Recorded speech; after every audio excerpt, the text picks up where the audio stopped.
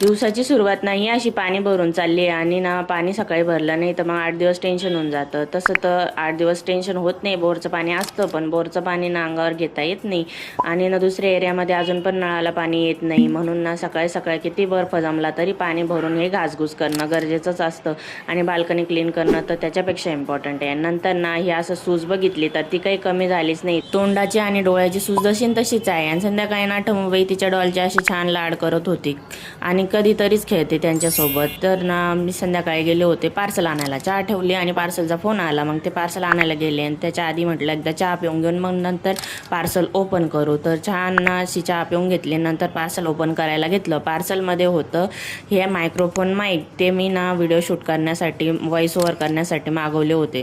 Video shoot करताना ना आजूबाजूचा भरपूर आवाज होतो म्हणून ते मागवले होते, बघू आता कसे काम करतात। नंतर ना घरी आल्यावर ठेचा चटणी आणि वरण असे छान जेवण केलं। असं संपला आजचा दिवस।